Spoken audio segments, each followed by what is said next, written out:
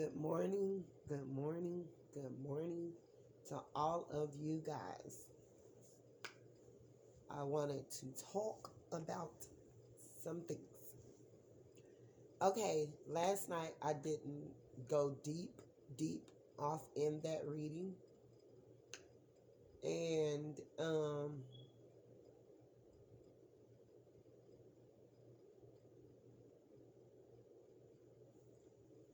and when people are unconscious, they don't be realizing what they're doing. It have to take something harsh,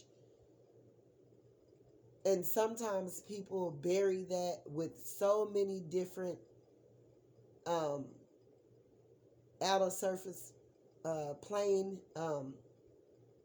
items that they don't even become conscious because they're feeding their unconsciousness. They're feeding it. Like, I guess they want to stay blind.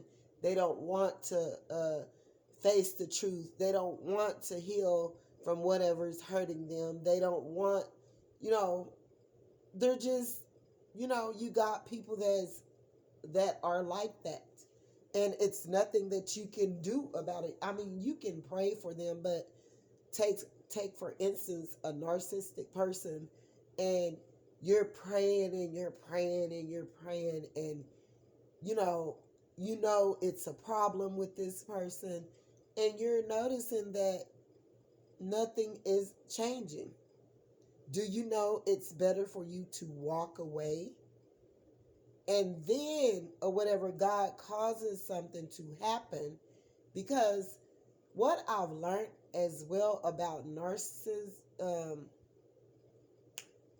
like the one that I was dealing with as well, they don't, they're already looking for their supply before they even, choose to leave or get rid of you. Like, once they have used you up enough and have taken you for granted and did all that they can do or whatever, they jump onto someone new to try to feed off of or whatever. It doesn't help them or whatever, unless some of them or whatever, and it's almost like God knocking uh, the darkness out of them, knocking them into light or something. Like, something really, really bad have to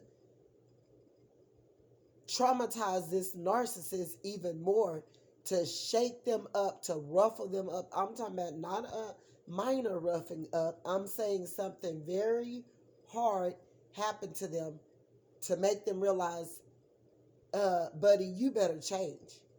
You better change your ways. You better change your actions. You better change your thoughts. You better change what you are doing, because you're in hell already on earth. I don't understand. Like, people can be suffering and going through it right here on earth, and yet and still they refuse to not see the matter of the fact that got them there, why it's happening, whatever. And they continue to drink, have sex, take drugs, um, jump from partner to partner, conning people, lying, cheating, stealing, using people. Like, a narcissist cannot be good. So you're just, I don't know where we going with this situation. It's never going to get better when you're dealing with a narcissist. It's gonna always end up in a negative, like, period. You're not going to, nothing is gonna grow, nothing is gonna flourish, nothing is gonna look up, for the matter. It's just one hard, solid brick wall that's got a hole, a heart that's cold still, and you know that's not operating properly. that's just there, a big brick cold-hearted wall that's just there. And whatever happened to them, it's too hard for them to let it go, that they allow it to drive them into deeper and deeper and darker situations, till one day they look up and it's unbearable to even pull themselves out of that, because by then they've done everything in the book and misused and abused and projected and neglected and abandoned and um, did everything they could possibly do to individuals, that they just know already who this person is. And by that time, you know, they don't want to deal with them. By the time this person get, oh, you're going to, and they love to manipulate. They get these weak-minded women, and you see these women that get with these men and they never leave, and they a narcissist can brainwash you. They'll make you think, oh, don't no one else want you but me. You're this, you're that, and the third. You're not gonna amount to nothing. You aren't no one. You this, you that, and they go all into your past. They're insecure. They'll accuse you. I'm telling you, it is more traumatizing dealing with a narcissist than the trauma that you're dealing with of being abandoned from your parents. It's more traumatizing dealing with a narcissist than it is traumatizing for you if you've been raped or abused.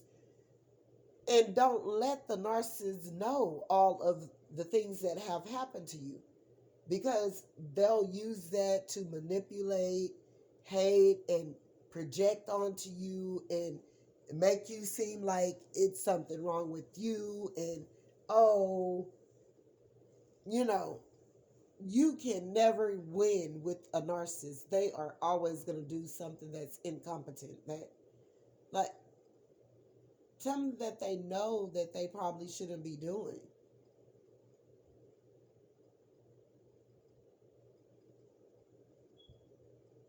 Like, it could be one little thing, guys. That's why I'm telling you guys about this matter. It could be one little thing that ends you up in worlds of trouble that you wasn't even asking for. All in behind using your energy to do one little thing bad to someone. You may have to reap going through the motion of 10 people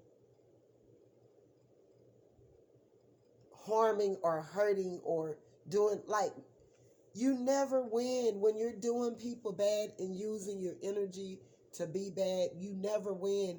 It's time for people to start getting a grasp of their mental state and getting a hold to the matter of the situation, the root cause of the hurt and the pain and the trauma, and taking hold of it, because it's not worth all the pain you're going to suffer or endure from holding on to it. If you choose to keep that thing and do ugly stuff towards people, that stuff is going to come back on you. And the universe and God or whatever, they're not waiting to pay people back here. They're not waiting. Like, you're getting your payback because in some sense you were unconscious, but you knew better, but you chose to do it anyways. So you knew or whatever, oh, I could just be ugly, use my energy to be ugly, woo, woo, woo. A lot of people that have been in businesses for a long time, I'm going to tell you something. This is how I knew that, maybe maybe the manager, whatever, maybe she's in there doing what she wants. She's breaking the rules or something of some sort, because It was just a situation happened, and I'm not gonna put it out here because, but I kind of knew that this lady or whatever was not trying to hire me, because you got some of these people as well. It's not slavery anymore. Honest to God truth, I've been at jobs where I knew of people using their energy to be prejudiced. And they would make a black person do some sort of work that they wouldn't even begin to ask another race of people to do. But you come in the door and you notice that no one else ever have to do that particular job but you. You got jobs that absolutely do that. And a lot of those people are narcissistic. They're entitled. They're prideful. They're egotistical. They're not going to change or rearrange their what they feel that they run or they could do or been doing for years.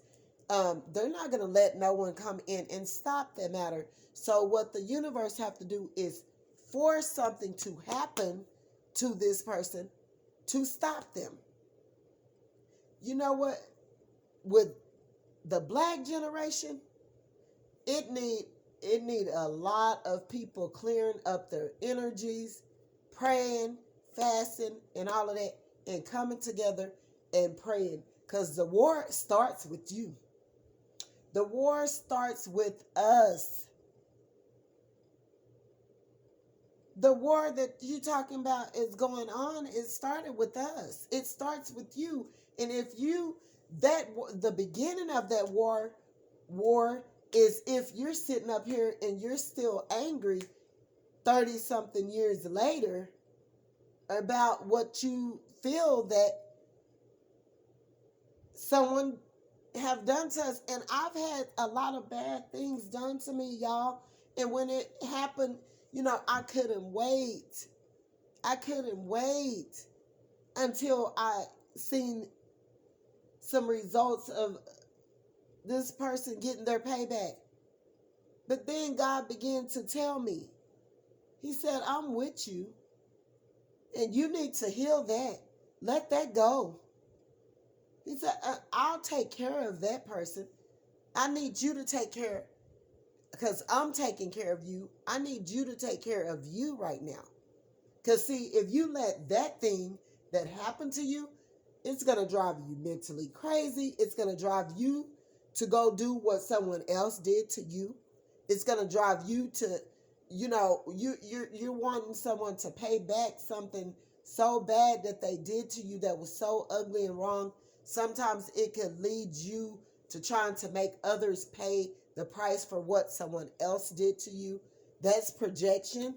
The list goes on. We have to be careful, and it starts with us. The war is in you. It starts with you. Just like people are, they got these certain groups and these different things that's carrying and going on in life. From each little individual body of this universe or whatever, they got their own lane. They're responsible for their own thing or whatever. If you want to be prejudiced, if you want to look at me and judge me for my color and mistreat me, then that's your energy. And then you wake up and you wonder why your own kind turn around and abuse you and misuse you and hurt you. Because that energy, if a black person isn't even able to get to you for misusing them and abusing them and hurting them, God got to allow someone else to do it back to you for what you're doing to this black person. So, you guys, what I'm stating is you got to let nature take care of itself. I'm telling you guys, you got to sign up for the class, the treasure chest box class. It's magnificent. You're going to learn a lot of things that you couldn't see, and it's going to be simple. I like to break down things and speak them in more smaller terms where you really can understand it. Sometimes it may be ghetto, sometimes it may be proper, sometimes it may be, just however God give it to me. But I'm talking about to the point to where you're understanding what I'm saying. And you got to understand it. It's up to us to stop this war that's going on. It starts with us. We've been fighting the war. We've been fighting the war. Just like, what I'm saying? This girl, she was so nervous, God went to telling me, oh no, she's been secretly watching you on YouTube. She's been using your content. She's been using your items. She's been doing that. That's why she got nervous and couldn't operate properly with you once you jumped on her channel. She had been using you for her come up. See, she don't got, because she choose to stay closed off. God didn't say, like I told y'all can manifest. You can manifest your own, but you choose to use someone else to try to get to yours. That's not going to work properly. That's not going to work, because that's going to come back on you. God is going to take it from you some type of way. Whatever you did, you're sneaking, you're secretly watching people, taking people's content, taking anything. You did it with the wrong intentions. And plus, you're spiritual blind, you're unawakened, you're walking unconscious, you're operating out of your unconscious mindset from a hurt or a trauma that got you stuck, that got you thinking you're doing the right thing, and you over here woofing wolf cookies in this big dark negative spirits that's coming off of you, that's been, and you're feeding your demons that's attracted to your channel. Because we got spirits of light and darkness in us, and it's how we operate and how we're feeling from our heart. Everything starts from the heart. And if the heart is closed off, and if you're not right, and you're cunning, and you're stealing, and you're lying, and you're cheating, and you're taking other people's stuff, no, that's the reason why a lot of these tarot readers and all of that, that's the reason why they can't come substance. They can't come legitimately, because they're rats. That's what it's saying in the cards. None of them around you are your friend. Okay, it kept saying it in the cards. I don't care who you are around, collective. If it's card readers, you better be leery of other card readers. If it's people in your family, if it's people you work with, if it's people that live around you, if it's people, they are not your friend. It kept saying it too much in the cards last night. And when I get that, that's for me, and that's for my whole collective. They are not your friend. And the war starts with them. They're the cause of why the war is going on right now. If we would just let people live free, and people would come from their unconscious mind and their learned behaviors to operate improperly and to hate people for no reason, which it's other races of people, your family is going to go and sleep with the black person anyways. And what got these, I'm still on this mess. I just don't understand. They're just pumping these black men's ego, trying to make them think that it's something that it's not. You're sickening. You got a sickness that you're dealing with. I don't care what you've manifested in your life.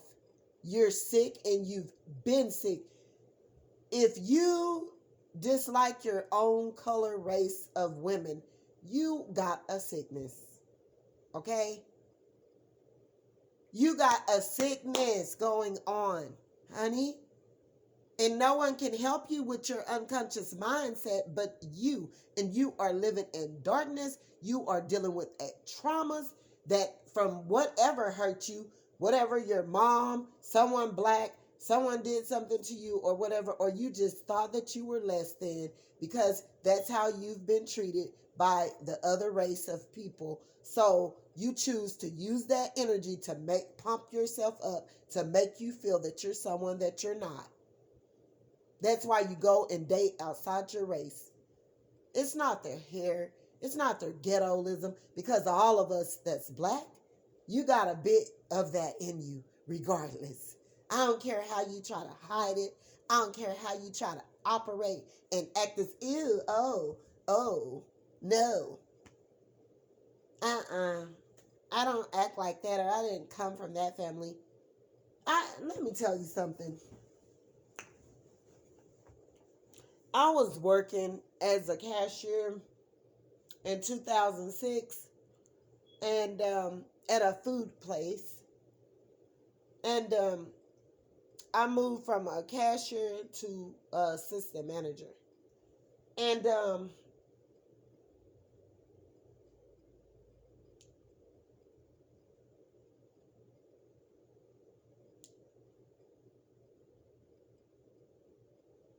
the store, the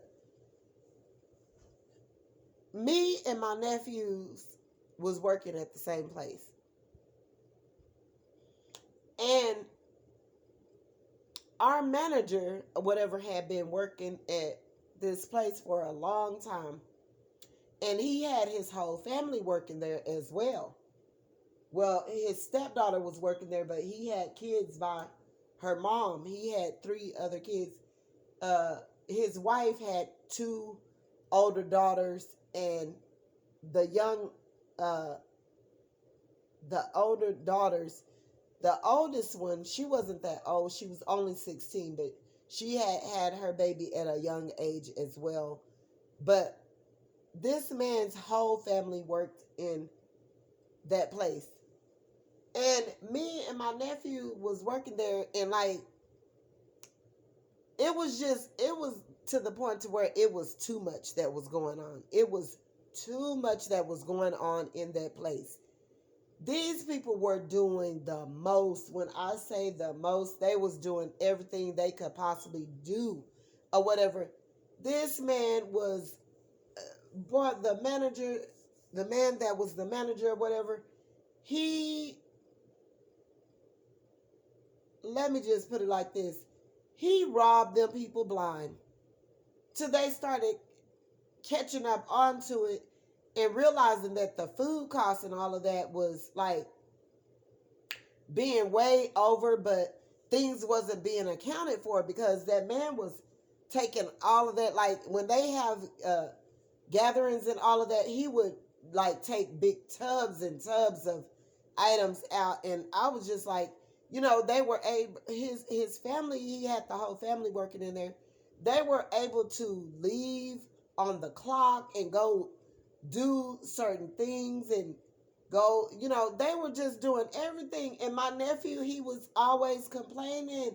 Like, he was like, they need to quit this. Like, and they ain't supposed to be working me hard or whatever. And da da da da da. And allowing their family to just do whatever in here and woo woo woo. So a new district manager came in, which was a black man, which was proper. He was a twin. I loved his spirit so much, so much. Like I laughed at him or whatever because I think that after a while, whatever, I think he was trying to like me or whatever. Like he started having, and him and his wife were foster parents, so he got his foster kid hired on up there and everything. And they were a black couple, but they had foster kids that were white or whatever. But they were into church and stuff like that. I really did like this district manager, but at the time, while I couldn't see, because I'm used to dating men, from, you know, trying to get me. So, from the street where I'm from, I'm always, what I'm saying, and you get that learned behavior and that mindset, and you're like, this is what I'm used to. This is who I got to have someone like this. And it made me think back like last week or whatever, because I thought about his name, because on my job applications I was always able to give them his number, and he always gave me good references or whatever, whatever. But I can remember, I used to do everything by myself, and I would work 12 to 16 hours a day or whatever. And like my husband was so far up, my ex-husband, so far up in the streets, he would work, but he was in the streets too. And, sometimes we would be in the streets, and sometimes we would be working, and sometimes, it was just all over the place still. And we weren't married. Like, it was, I don't know. And I'm not going to go into that. But, anyways, or whatever, here I go with one of my stories. You'll have someone go and flip this, put it in a movie. Someone that's what they're doing. Like, I shouldn't even be telling this story because I've lost a lot of money doing this or whatever. And no one, seems to act as though, they're interested in what no one's struggles are or what you've been through. Oh, you're a victim. After you stole my shit, I'm a victim. I'm a victim now. You want to make me seem like I'm acting like I'm a victim, bitch, after you stole my shit. It don't work like that, hoe. If you were in my face, I would slap the shit out of you. Kelly Sanders. You need to stay off of my videos, please. Or whoever sent you. I don't care who sent you. Like, but anyways, so it was so funny or whatever because um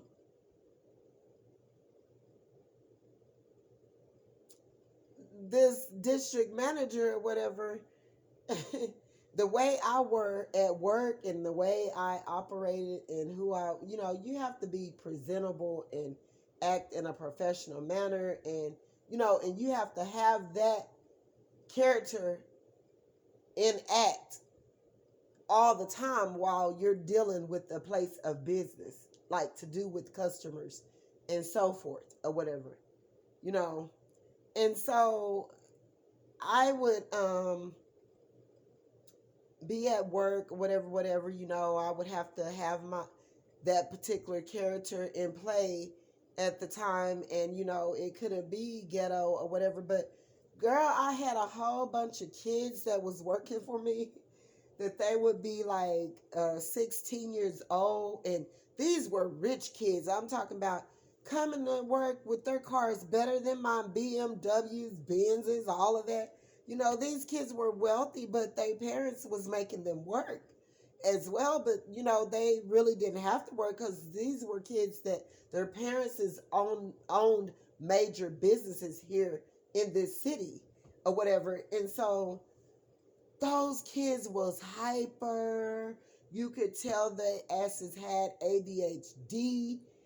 Oh my God. Like I used to have to get strict with them. Then I had a set of other group of black people. And I love my black people. I love my black people. It's not funny. Because, guys, when I was working and I was the manager and I could hire and fire and do all of this, whatever, I was hiring people that had drug charges, that had went to the pen and they was in the halfway house. And sometimes I used to have to go and pick them up and give them rides to work and all kinds of stuff. But they used to have a van that would come from the halfway house. And I had like 3 inmates that was working for me. And I gave them jobs and stuff. You know what I'm saying? Like, I was trying to help my people out or whatever, whatever. If they had a drug charge, yeah, and I knew them from the hood, they all was working with me. Yes, yes. That's how we did it. And so, anyways, y'all, the district manager, that I'm going to jump back to the story or whatever because I'm jumping around in too many stories. He was like, it was so funny to me, but it should have made me look at that situation way back when I was dealing with my ex-husband, because I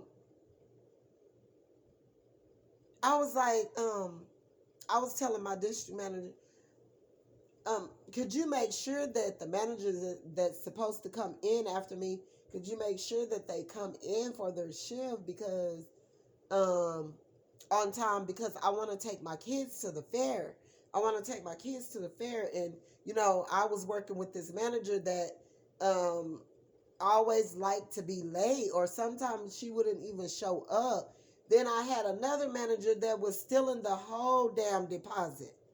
Like, girl, look, I don't know. People, I've always been into like energies and what you put out, you get back in, and all. I've been big on stuff like that. Even when I was younger, and I was raised in the streets. You see what I'm saying? And I still live by that code. So I don't see how people do what we do. Because you're not exempt. God is getting ready to come and pay you back. 20 years you've been being a narcissist on jobs and all of that, and you've been bullying people and feeling entitled and mistreating people on jobs and stuff. That's getting ready to come back on you. Your ass going to be sitting somewhere looking soggy, ugly, hurtful, and probably in the house somewhere, just going through pain because you treated someone else like that. Or God is not, he's not allowing it. And disobedient kids, y'all shorten y'all days, period. And if you think that saying is not in play, go to each city right now and see how many children have left this earth. I mean, on simple mistakes, on simple shit, like just falling out of here, like, I don't know what. So y'all need to really get a grip on this stuff. This stuff, I've been hurt so bad I can't do it. It got me overwhelmed. But let me jump back to my district manager. And I wanted to take my kids to the fair. And this is too many stories in one. I should have, and I jumped all over the place. I hope y'all understand what I'm saying. But anyways, so I tell him I'm gonna take my kids to the fair, woo woo woo. And my district manager, he had a wife, but she was always up his ass and accusing him and doing, and me or whatever, he had on his little nerd glasses, but he was a handsome man. And he was tall. He was handsome. He was really handsome, but he wore glasses, and I was like, he would never be my type, woo woo woo. And it was weird because that's how he does for people that think like that. Because my district manager made sure I seen him last year, and it's like the older he's gotten, he's really, really handsome. Really, really handsome. And he didn't have on his glasses anymore. Oh my God. He was so handsome. I'm like, and he made it a point for me to see him, because back when I was working with him and stuff, and he made me into the assistant manager, and he put me on the payroll, or at least I was making more money, and I was happy, you know what I'm saying? Like, I was just working or whatever, but I was going through it with my ex-husband. I was going through it. And I was really out of my head at that time. And I wasn't thinking properly. I wasn't functioning properly. That's what I tell you guys. So come to the class. You'll learn more about this stuff. Okay? So sign up for the class, the treasure chest box class, because you're going to learn a lot of stuff in there. So, anyways, he hired me, he raised me, he gave me a better position, and woo woo woo. And like I say, I told him that night I wanted to take my kids to the fair, and could he make sure that it was someone there to cover for me. So he knew that I was going to the fair. He's like, And I was wondering why he was asking me, what time are you going? And da da da da da. And woo woo woo. And so I was like, he knew that I had been having problems with my ex-husband or whatever, whatnot. And so he ended up being at the fair at the same time I was, my district manager. And he had his kids or whatever. Him and his wife had their own kids, but they had foster kids as well. And so my district manager was real proper, and they had went to college, him and his twin brother, and they were a really well off family from this city. And they were into church and stuff like that. And you know um you know he was just real proper and like a normal man. He was awesome. I don't know what went on within his his wife and him or whatever. I don't, and I never asked him or whatever, but I think his wife started sensing that he was wanting to come up, be up there at the job. He used to just be doing his work and on the computer and up there all the time when I would be at work. And she started pulling up. And I didn't like him like that. So I don't know what was going on, with them, but and then they would be arguing or whatever, and she was always on his ass. I think that she thought that he did like me or whatever. She was always on his ass or whatever. And so then or whatever, like I say, y'all, I told him I want to get off. I hope that the manager come because they always late or they don't show up or I have to do double shifts, and because someone's not showing up or something like that, and I really want to leave is I want to take my kids to the fair, woo woo woo woo woo or whatever. And mind you, you guys are going to hear the other part of this in the class. Come to the class. It's some good stuff. And no one have taught me anything. I just get books. I study on things like this because I was stuck for a long time from things that had occurred in my life from my childhood and whatever, and I wanted answers. Okay? So anyways, the manager or whatever, he meets up at the fair. I didn't tell him to, but he pops up at the fair at the same time. I was wondering why. He was like, what time you going? And you taking your kids? And I took my two youngest kids or whatever, because I would let my older ones go by themselves or whatever. They would go with their friends and woo woo woo. And so I took them or whatever, and he was like, he had his kids, and he showed up there at the same time I did, and all this and that, and he didn't know that my ex-husband was going to be there with me. Oh, that's not even funny. But you know how you could tell how someone's energy and how something about them change once they see or whatever. So we bump into each other or whatever, at the fair, and he got his kids and I got mine and or whatever. But my ex-husband was there too, but he had went to get something to eat. And like a few minutes later, my district manager, him and his kids is over there on some rise across from me, and I'm over here with my kids.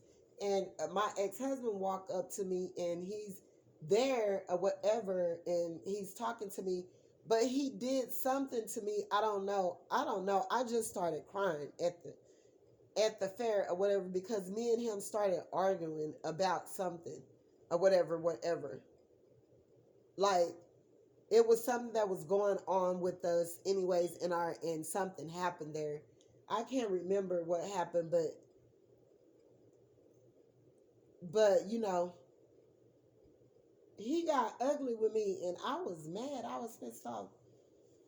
But I had cried for a little bit or whatever, and I had walked off from my ex-husband and went on off or whatever. And by then he had the kids, whatever, whatever. And so I walked off, and a little bit later, about 30, 40 minutes later, I coming back, and I was standing over there by my ex-husband, and my district manager, he calls me over there to where he was, and he was talking to me. And he was like, "Where did you go?" or whatever. He said, "I seen you at first, and then I didn't see you no more." He said, "I seen your kids, but um, he was like, I know she didn't just leave them there on that ride by themselves or whatever." I was like, "No, there's my ex. I mean, now he's my ex-husband." I was like, "There's my husband." And he was like, "What? That's your husband?" And I just bust out laughing.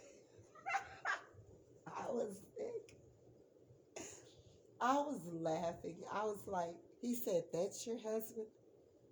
Wow. He was like, "I'm not saying anything. I just thought or whatever that you would do better." I was like, "Oh my God." Wow, did he just say that to me? Wow, did he just tell me that? Did he just speak that and say that to me? Cause damn, it made me think. And from that moment forth, I just started thinking like, yeah, if he could see that, then maybe I need to try to see that too. Like, why am I, you know, or whatever. So I don't know. But nevertheless, it's not that you look at people for the outer surface and decide to think who you want to be with, because people can be dressed up so pretty and so all this and that, and like their hearts be so cold and they're so ugly as a person in general. Like, I don't know. I just I don't know. But anyways, guys, I got to go. I've told too many stories in one video, and that's a lot. That's a lot. That should carry y'all out for this morning. Y'all have a blessed day. God bless. Don't forget to like and subscribe and thumbs up. Donate. $, Charlie's Angel 75.